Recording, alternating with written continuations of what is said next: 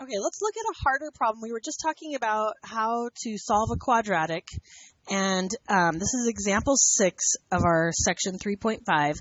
Now, there are 3 different ways to solve a quadratic. One way that we've learned is what? We were just talking about it. Who can remember? Yeah, factoring. In this case, you would use the AC method. AC method because your A is bigger than 1, right? So if you were going to use the AC method, you would need to say A times C, so we would do a chart, negative 28, that has a sum of negative 8.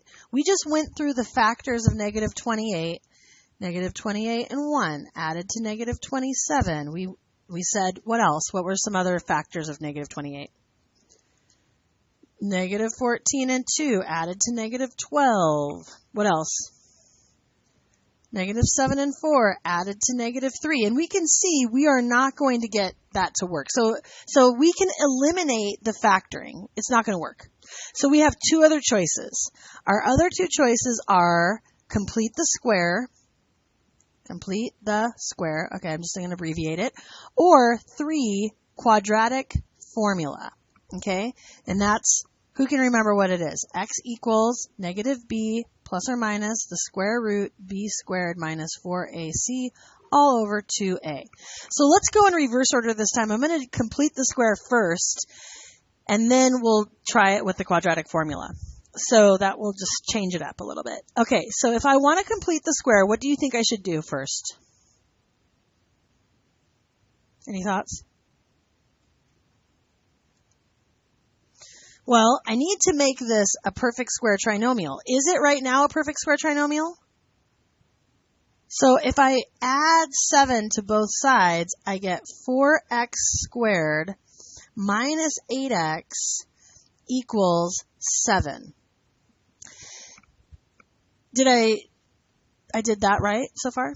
Okay. Now, if I want to complete the square, I want to make this a perfect square trinomial. The 4 complicates things.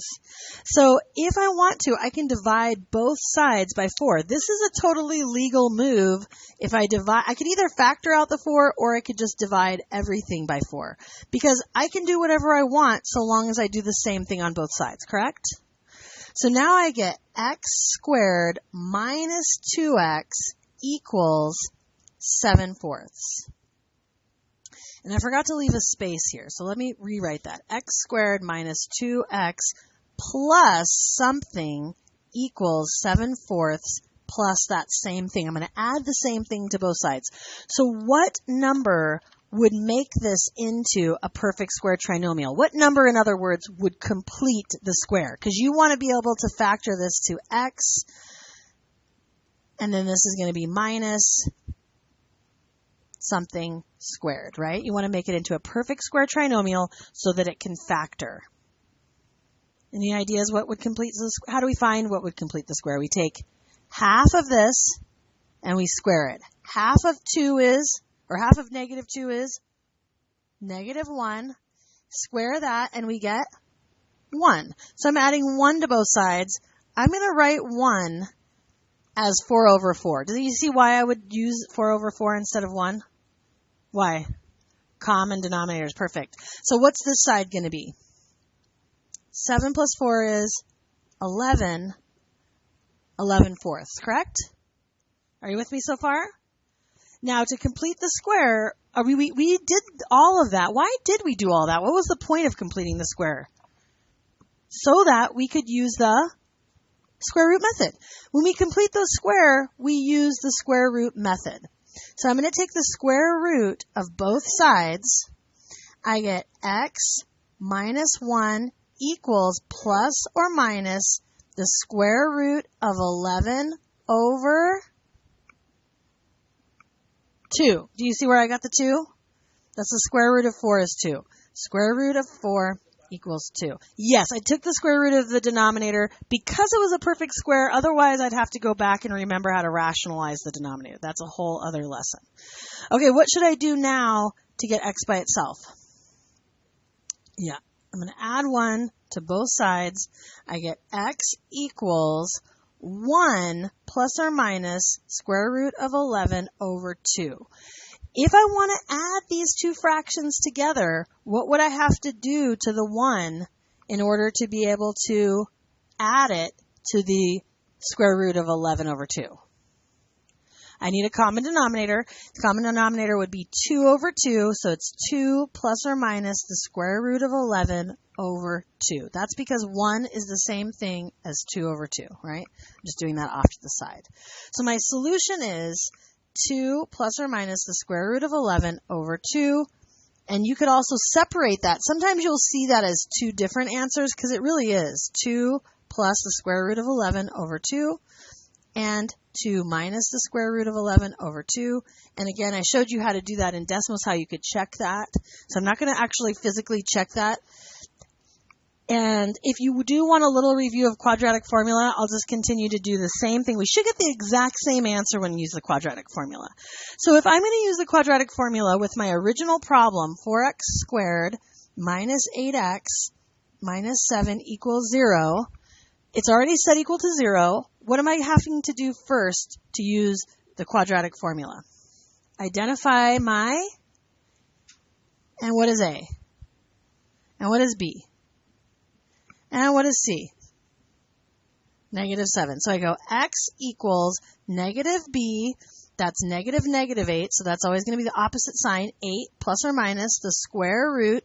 Whenever you square b, you're always going to get a positive, so go ahead and square negative 8. What do you get?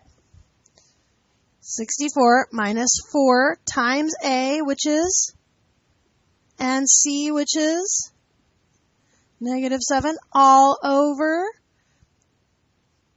2 times 4, exactly, which is 8. So we get 8 plus or minus the square root of 64, and this is plus, 4 times 4 is 16, 16 times 7 is, who knows? Do I have to get my calculator out? No one can get their calculator out. Oh, Desmos is a calculator. What is it? 112. All over 8 equals 8 plus or minus the square root of 112 plus 64 is 176 over 8. And some of you might think to yourself, well, actually, what is the difference between this and this? And if you did use Desmos to plug them both in, they would be the same. The difference is the one that we completed the square is fully reduced. This one is not fully reduced. We can do what's called simplifying the radical. And this is all going back to sort of Math 65 material. So I know, because of this, I know that 11 has to go into 176.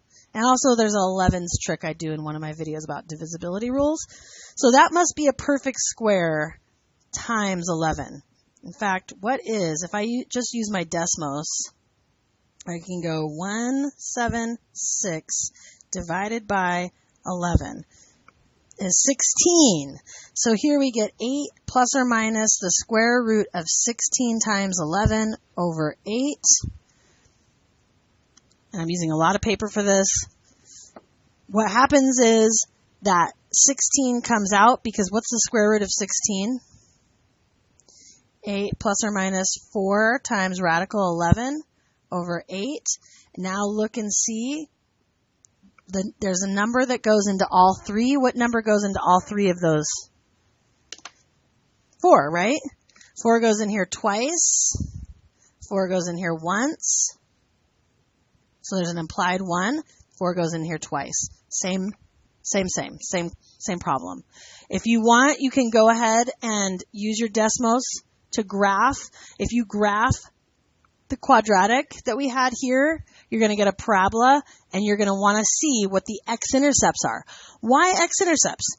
Well, because it's equal to 0, right? And whenever we have y equals 0, we're looking for the x-intercepts. Then the same way I showed you how to punch that in to get the decimal equivalent, that's the way I would check it. All right? Any other questions or thoughts about this?